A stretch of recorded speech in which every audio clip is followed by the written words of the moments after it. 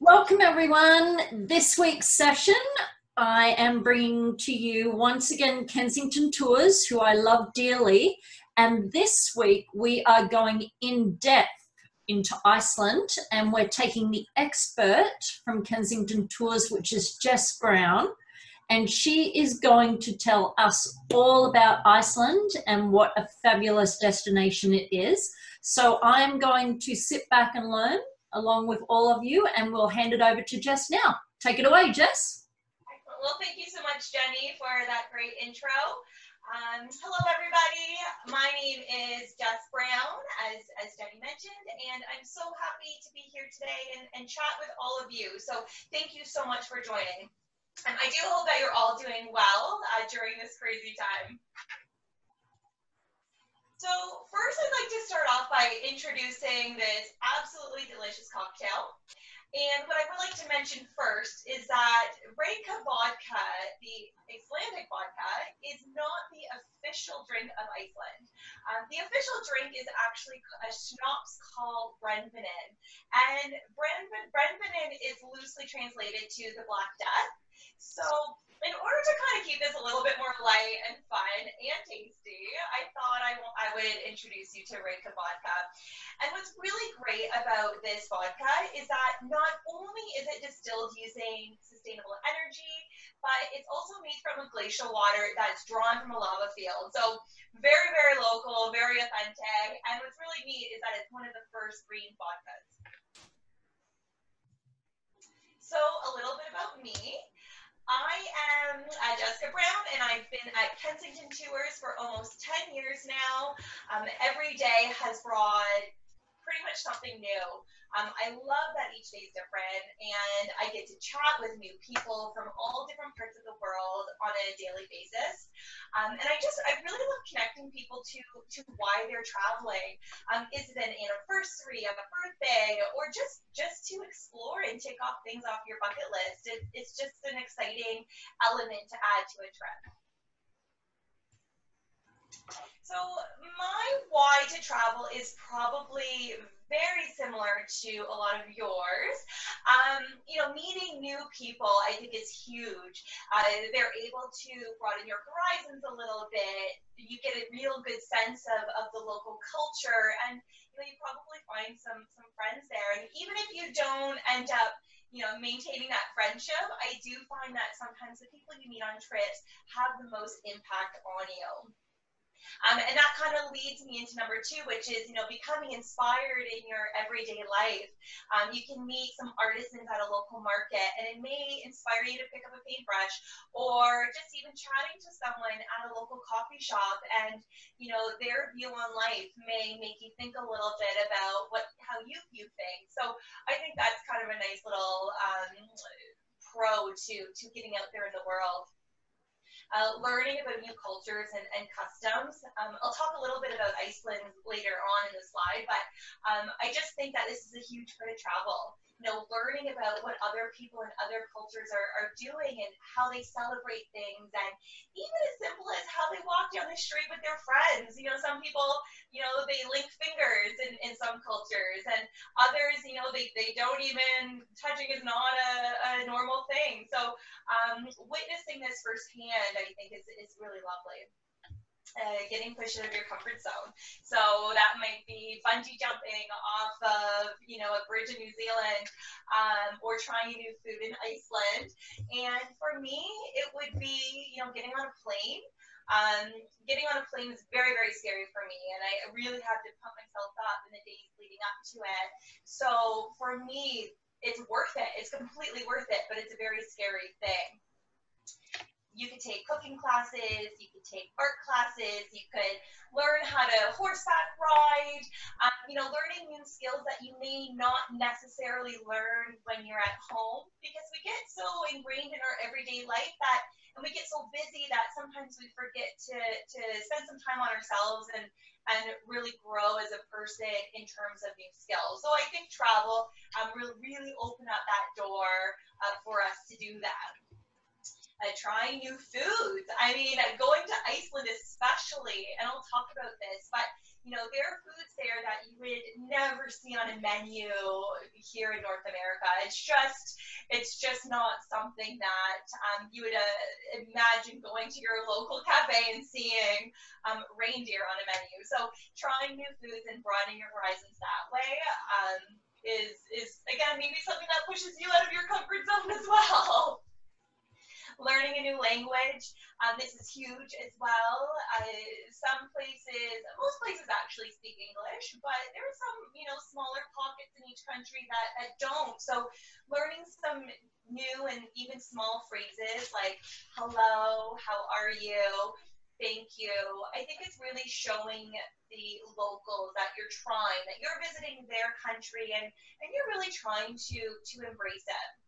And I'll teach you a word quickly. Thank you in Icelandic is tak. You can say tak tak or you can say tak, either one. Whoever you're traveling with, it's a great bonding experience. You may have a bad experience on the road or you may have a good experience on the road. Travel can bring about a lot of different things. But whoever you're traveling with, that's a connection that you have with that person that you wouldn't have with anybody else. So I think that's really special. On a deeper level, traveling, it really helps me personally appreciate my own life. So, very fortunate here in North America and traveling and seeing how other people live, it sometimes makes you think about how lucky we have it here. And in addition to that, it's just sometimes at the end of a trip, you're just excited to get back home and on a not so deep level, get into your own shower, get into your own bed, just happy to be in your own comfortable surroundings. And I think one of the biggest reasons why a lot of us travel would be to escape. It's a sense of escapism. So getting away, rejuvenating. You can't pour from an empty cup. And for a lot of us, travel really fills that cup up. And so once that cup is full, we're able to pour from it in our everyday life. So that to me is very, very important. So one of my favorite quotes is by Anthony Bourdain, and is travel isn't always pretty.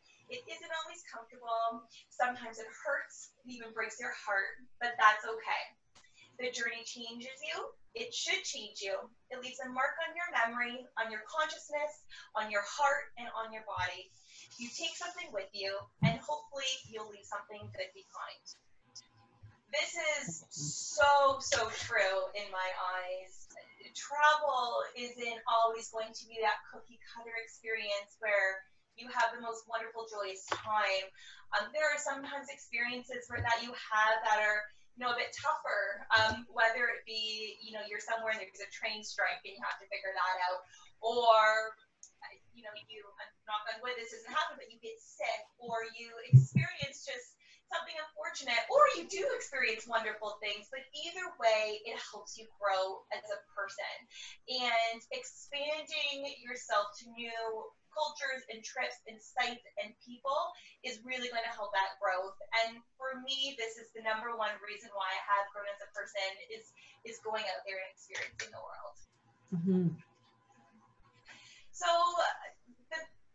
Iceland is just absolutely spectacular, and what's so wonderful is that it's a really quick flight from the East Coast. So many airlines offer a stopover program. So if Iceland's not your main destination, you can still get a sense of what the country itself has to offer. But once you do get home from Iceland, whether it be, you're there for 3 days on a stopover program or you're there for a whole week, it gets you going and it gets you so excited to go back and see the rest of the country because it really offers so much. The beauty is just absolutely unprecedented. There really is no best time to go to Iceland. It really depends on the trip and what the goal of the trip is. So there's a lot of active tours that you can do. So whitewater rafting, snorkeling between the tectonic plates, which is just spectacular. You can do bike riding, ATVing, horseback riding. a lot of these really active tours take place in the summer months. And actually, the first day of summer was celebrated in Iceland in April. It was April 23rd, I believe. So a little bit different than our summer, but for them, that's when things start to open up a little bit more because there's more daylight. But the reason why a lot of the active tours can be done in the summer only is because that's when they have the most daylight. And of course, the weather is a little bit more stable. Now, winter tours, if your goal is to see the Northern Lights, that's when you want to go. You want to go in the winter. So the Northern Lights tours are going to be about mid-September to mid-April, and it really is a natural phenomenon. So if you're able to go in the winter months, I highly recommend it, because seeing the Northern Lights in a place like Iceland is just absolutely spectacular. So Iceland is a really, really small island. In my eyes, it really, really packs a punch. It fulfills all of your senses, so your sight, your sound, your hearing, your taste buds, everything. You're just going to walk away feeling so fulfilled. But as soon as you leave the airport, you are going to be amongst lava fields. You're going to feel like you're on a completely different planet. For me, when I left the airport for the very first time I was there, I kept imagining like little aliens popping up, because the terrain is just so out there, it's so extraterrestrial, which is why it's actually in a lot of different movies. But there really is something for everybody. So you can be active or you can be completely sedentary. There really is something for everybody. I've put together a trip for somebody who was completely bound by wheelchair, and they were able to do a whole trip based on that. And then on the other hand, somebody who is an absolute thrill seeker was able to put something together for them. So, it could be both extremes or right in the middle. It's open for everybody. The options really, really are endless, and the people you meet there are so eager to chat with you, to show you their country, and really just open up to you and tell you about their myths and legends. And their myths and legends are really, really interesting. So if you do go to Iceland and you get a chance to talk to any of the locals, ask them about them, because they will be very happy to tell you. But what I will do is tell you about my personal favorite, which are about the Yule lads. And the Yule lads are, it's a Christmas tradition, it's a Christmas story.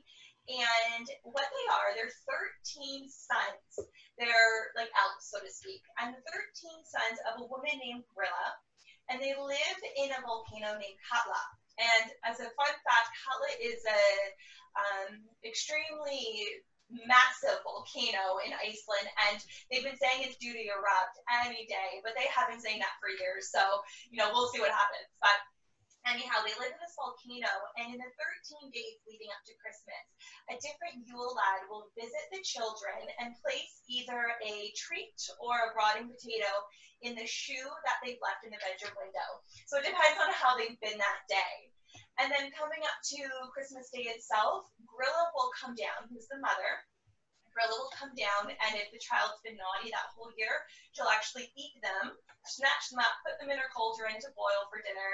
And then to make it even more gruesome, their cat, which is known as the Christmas cat, and if you're there at Christmas, you'll see statues and decorations of it, but the Christmas cat will come down, and for anybody who did not receive a new article of clothing, that cat will eat them.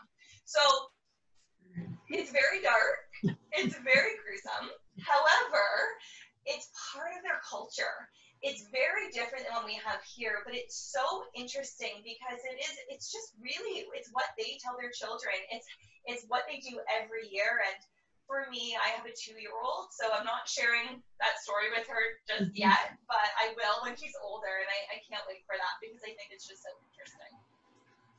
Last but not least, the Northern Lights. I touched on them a little bit in the previous slide, but they're just fantastic. And the best way to see them would be go outside of the city where there's no light pollution, and just hopefully everything aligns in the right way for you, and watch them dance in the sky. It's just spectacular. So I mentioned getting outside of the city, going into the countryside. So that being said, this city itself is very, very unique and quirky, but getting outside of the city is going to introduce you to new sites. So the Blue Lagoon, which I'm sure we've all heard about, and if not, I will talk about it in a later slide. But there are other hot springs that you can visit. So some of the other hot springs would be Krama. This is a smaller one. Again, very beautiful. The Secret Lagoon, which is my personal favorite.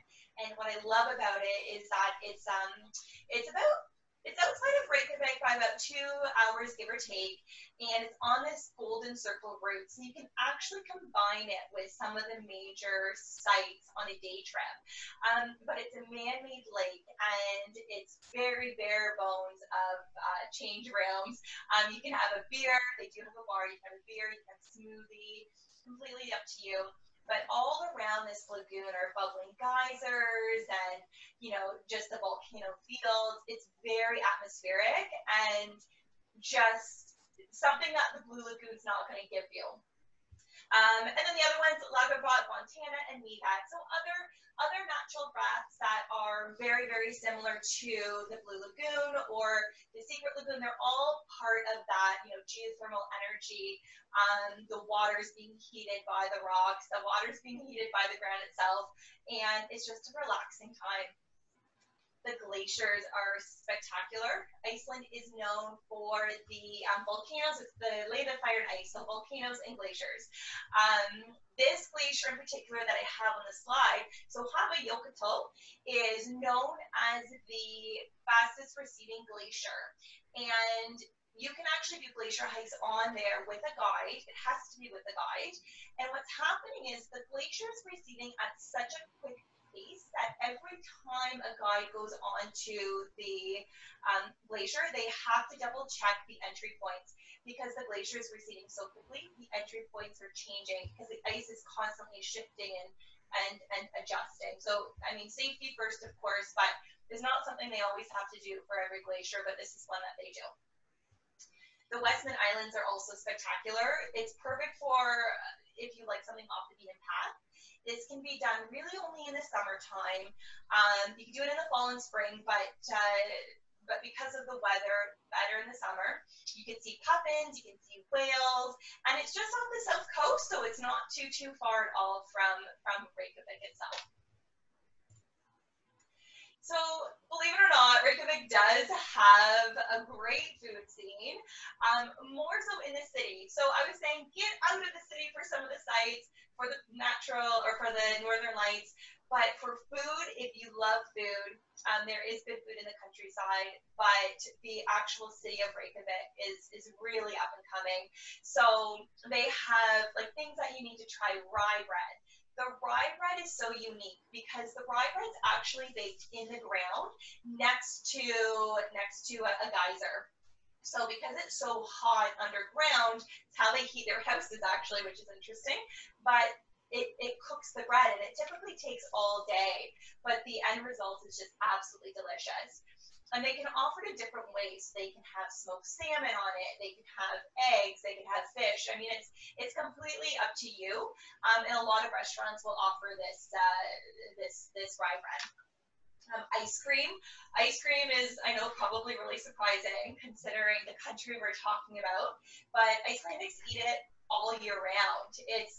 When you go to the city, Reykjavik, you will see ice cream shops all over the place, which is really surprising, but it's not uncommon to be walking down the street in the middle of winter, probably dark out because there's only 4 hours of daylight, and seeing people, you know, with an ice cream cone. But when you do go and you do get the ice cream, try the black licorice because, I mean, they're also known for their black licorice. So combine the two and, you know, why not? Fermented shark. So this is for the more adventurous. And if you are an adventurous foodie, then you should definitely try this.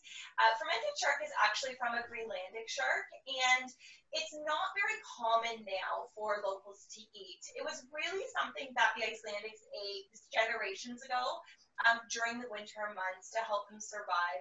It is an island, so generations ago, they didn't always have the ability to get fresh food. So they survived off of this fermented shark. And to this day, you will see it on menus, but you don't see many locals eating it because it's really not the tastiest. And I'll tell you a really funny story. So when I was in Iceland the last time, I was pregnant, and so I tried the fermented shark, but with the fermented shark, they normally wash it down with brennivín, which is that official drink I told you about at the beginning. And because I was pregnant, I couldn't have the brennivín, so because it is an alcoholic drink, it's a schnapps. So my husband was with me, and we both tried the fermented shark, and I was fortunate that I could wash it down with water. But he had the shot of brennivín because we were with a guide, and it would be rude not to. And after he washed it down, he did say to me, he's like, I don't know what's worse, the shark or the schnapps. So I really lucked out, I think, because I didn't have to take that. But it's called Black Death for a reason. But speaking of the water, when you're there, you have to try the water. I know it's a little nerve-wracking sometimes when you go to a hotel or you go to a place and you don't know if the water is safe to drink. But what I can assure you in Iceland is that the water is not only safe to drink, right even from the hotel tap, it is some of the purest, most delicious water that you'll ever have.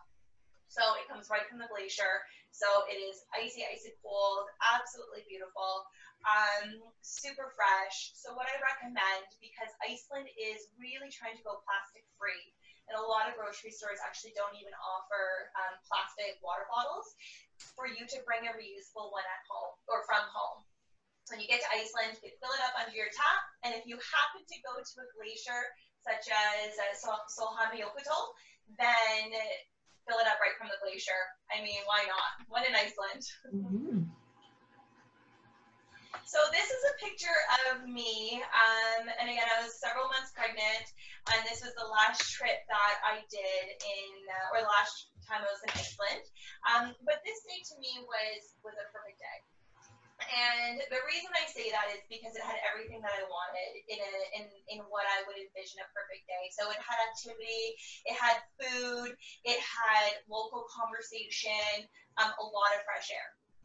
So this was actually captured in the north, and it's a very small town in the north that I was in called Siglufjörður. And Siglufjörður is a very small fishing village in the Troll Peninsula, so about 25 miles from the Arctic Circle. So even though it's so close to the Arctic Circle, it was quite warm, very mild. This is just like a light raincoat that I was wearing. But I started off with some fat biking, and it's called fat biking because the wheels are so thick. And as you can see from the picture, the path for biking is not paved. So, it's all pebbly and rocky, and there was really nothing flat about it. And being pregnant, I made the mistake of not telling my guide, who was a local, and very, very active, that I didn't tell him I was expecting. So he had said, do you want a very active tour, or do you want to relax a little bit? And I said, oh, let's go. Let's see some mountains. Let's get in there. I'm good to go. And of course, I totally overestimated my abilities and couldn't even really make it the first 5 minutes. So, I told him that I was expecting, and he right away got off his bike and said, oh, absolutely, let's switch it up, no problem. So the guides are really, really flexible, and the people there are so warm and adaptable, and so we adjusted it. So we just took the scenic route, which was a little bit more flat, and to my opinion, it was still a bit difficult, but, going through rivers and going through a forest at the end, which was actually planted by children of the graduating kindergarten classes, which is a tradition they do there to try and promote, just trying to make sure that there's much trees, and they're trying to promote the outdoors, and making sure that everybody's thinking of the environment. So we ended with that forest that the kindergartners had planted, and this forest was quite big, so it had been through generations. And then we went over to a pub and had some fish and chips. I, of course, did not indulge in the local beer, but it was just an absolutely perfect day. In the afternoon, I'll talk about it in a different picture, but really and truly, Iceland can be as active or as inactive as you want it to be. This was kind of an example of an active day, but you know, it's a fishing village, so you can just wander around just like many of the other towns in Iceland and stopping at cafes, stopping at any of there's museums, or just, you know, relaxing, indulging in where you are in this spectacular scenery. So one thing that's really important to know about Iceland is that the weather can really change very, very quickly. Icelanders love talking about the weather, so if you ever meet a local and you don't know what to talk about the weather, because the weather affects them constantly. They get 4 seasons in a day sometimes. You know, it could be snowing quite crazily and then sunny within 10 minutes. Or in Reykjavik or any city, it's completely sunny, but tours are canceled because 15 minutes down the road there's a snowstorm, or it's just very, very windy. So it's a very interesting environment that way. But this picture is kind of a good indicator as to how quick the weather can change. And I really wish this was a video in a sense, because then you can actually see how things unfolded. But this picture, a few minutes before it was taken, the sky was clear. There was really no waves. I was standing on a beach, on a black sand beach, and although this part here was quite pebbly, but there was no water there. It was completely dry. And someone was taking my picture. I was on a group tour. Someone was taking my picture, and all of a sudden things had changed. The clouds rolled in, and I was completely wiped out by a sneaker wave. And that wave behind me was what wiped me out. And I had no idea yet what was to come, but I had my SLR camera here in my hand, and that was ruined. It's completely gone. And this was my very, very first trip to Iceland, so I was not pregnant at this particular trip. But I learned really quickly, and it was a learning experience that, you know, back to the quote, it helped me learn and grow. And if this didn't happen, you know, I wouldn't be able to share with all of you how quickly this weather can change, by an example. But the Icelandics do have a great saying. It's kind of the equivalent to Hakuna Matata. And what they say is, Theta Revesz. And that just simply means it will all be okay. And they adopted this saying simply because they just can't worry about things, because the weather does affect them so greatly. It'll come in and change all of their plans. Well, what can they do about it? They can't do anything. So that never does. And if you're ever looking at the Icelandic language and you see that little symbol, it looks like a P, like a lowercase p. It actually is pronounced as a TH. So just a little tip. So I'm going to share a few more personal pictures with a few stories, to kind of just talk a little bit more about Iceland and what I love about it. You know, I think that hopefully I can inspire you and help you learn a little bit more about what the country has to offer. So this picture was taken next to something called a Super Jeep. And a Super Jeep is called that because the tires are absolutely massive, and it can take you places that a normal car cannot. So in this case, it was taking me to a place called Thorsmark Valley. And Thorsmark Valley is literally translated to Valley of Thor, and it's a perfect hiker's paradise. It is absolutely stunning, but there's no roads going in there. So you take a main road to get to the cutoff for it, and then you're driving through rivers. You're driving, you know, you're constantly bumping up and down like you're on a school bus. You know, it's absolutely part of the adventure is getting there. And, you know, you can't get there on your own. You have to have somebody there with you to take you, because we ran into several people who took their rental car into the river to cross it, as they would have to do, but the rental car was in a Super Jeep, and they didn't have the experience or the knowledge on how to cross the river properly, because the rivers are fast moving, and they got their car stuck. So they all had to be rescued. But so it's part of the adventure. You see these things and you realize, you know, how powerful Mother Nature really is. But it's really the getting there and getting out is a huge part of the experience, which I just think is spectacular.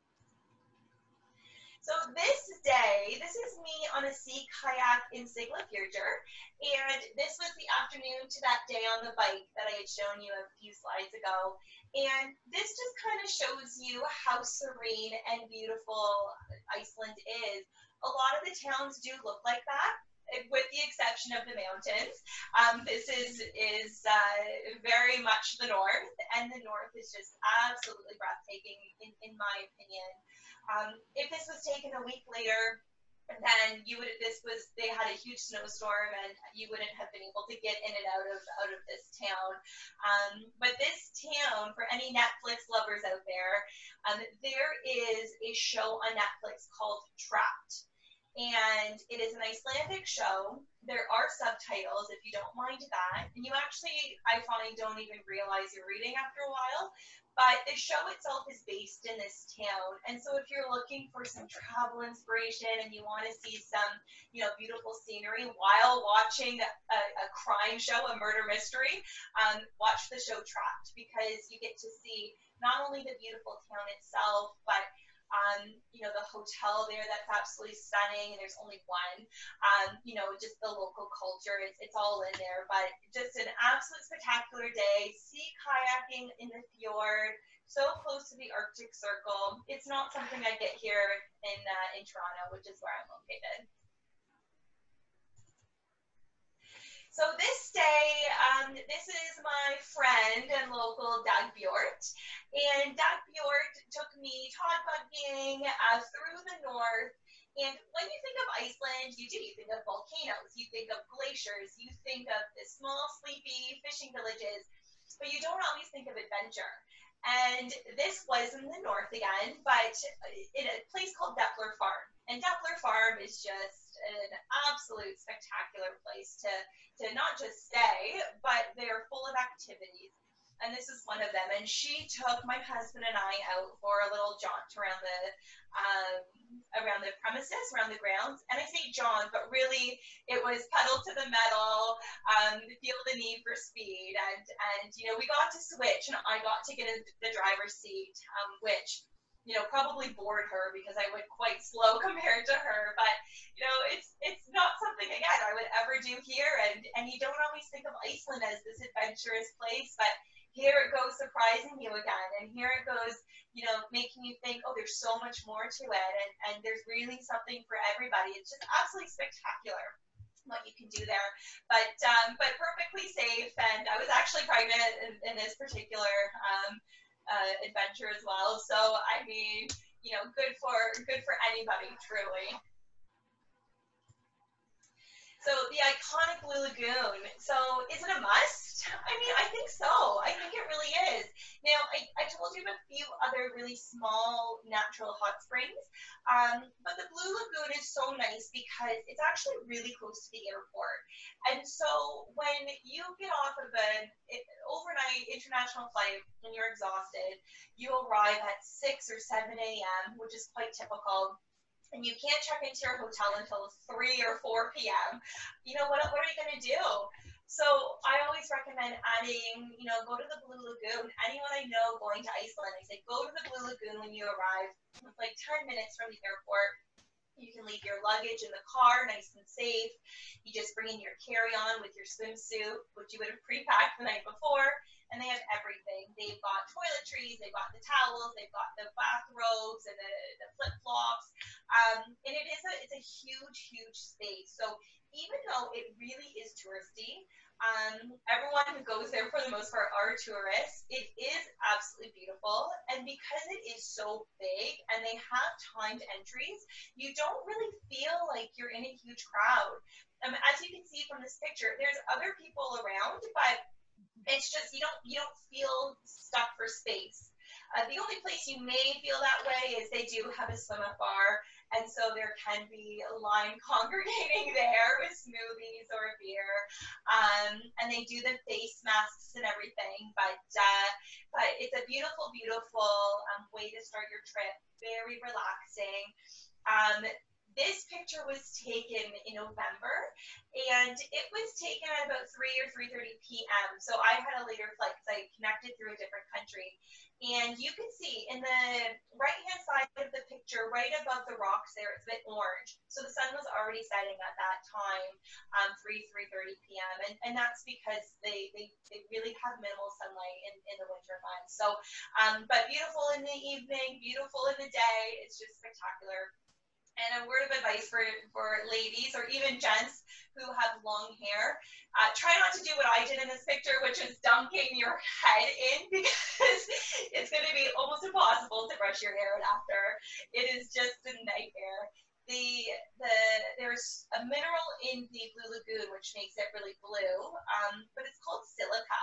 And there's such a high content of silica that it's not damaging for your hair at all, but once it gets in there, it's just virtually impossible to work its way out.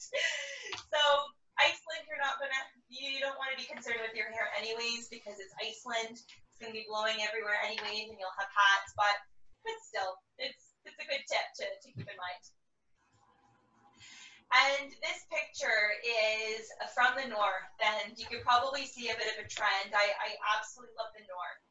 The south is beautiful. That's where Reykjavik is. That's where the Golden Circle is. Oops.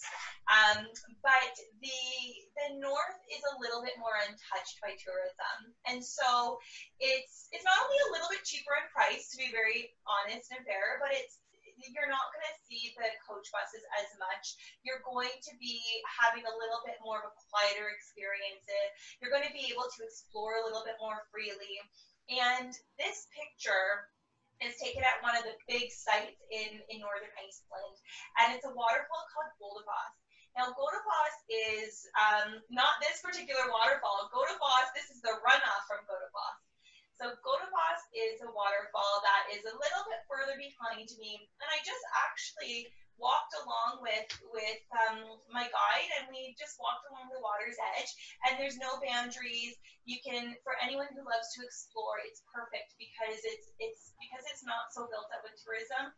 You have that ability to go exploring and wander and get lost, so to speak, and really enjoy sites that you may not be able to see had there been, certain barriers.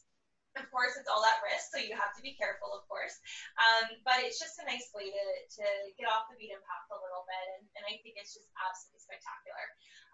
One thing I really love about this photo is it really just shows you, again, how powerful Mother Nature really is. Between the water, the volcanic rocks, I mean, it's just spectacular. So I do hope that if you get to go to Iceland, and hopefully soon, you're able to also include the north as well as the south, because it's just, in my opinion, it can't be missed. Just what would you recommend then as a good duration to go?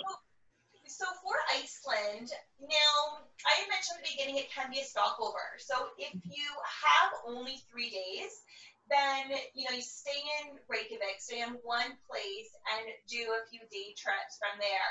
But if you're going and you have time, 7 to 10 days is a perfect amount of time, because you can stay in a few different locations, and everything in Iceland is so far apart that if you were only to stay based in one spot, you're driving 2.5 hours each way for the sites, which in my opinion is a really long time to be in a car.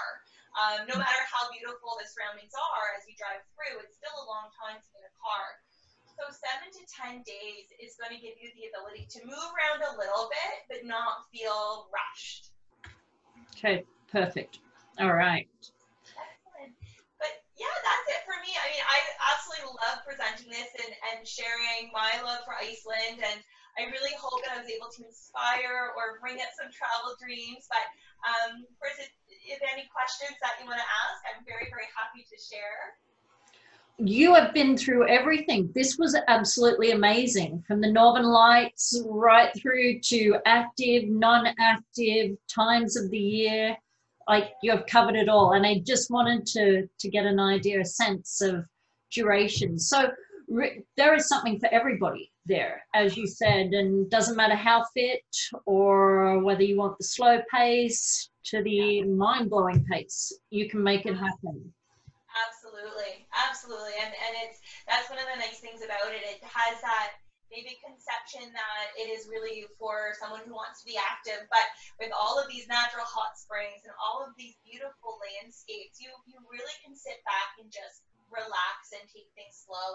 It's really something for everyone, which is just so lovely.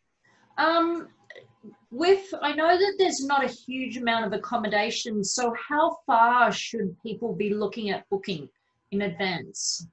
So Reykjavik, because Reykjavik, the capital city, they've been building quite a few hotels. So for Reykjavik itself, they are going through, you can book a bit closer to, and by closer to, I mean a few months out. But if you are traveling into the countryside, there are very minimal accommodations in the countryside, and the next accommodation might be a few hours away. So for that, I would recommend at least 6 months in advance, simply because if you're adding on a countryside stay, which you should for not just the option of Northern Lights if it's the time of year, but also just to get you to a different part and be able to explore more. Yeah, the 6 month mark is really, really key. And if you happen to be traveling over New Year's, and New Year's is absolutely huge in Iceland, and their festivals and everything is absolutely spectacular. But that would be closer to, I would say, closer to a year, because things book up really, really quickly there. Perfect. All right. Well, I won't hold everybody up anymore, but I hope that all of you have enjoyed this as much as I have, and Jess's insight on everything Iceland. And I will say goodbye now. Any questions? You know, of course, where to find me. And I wish you a great rest of the week. Talk to you all soon. Bye for now. Bye, everybody.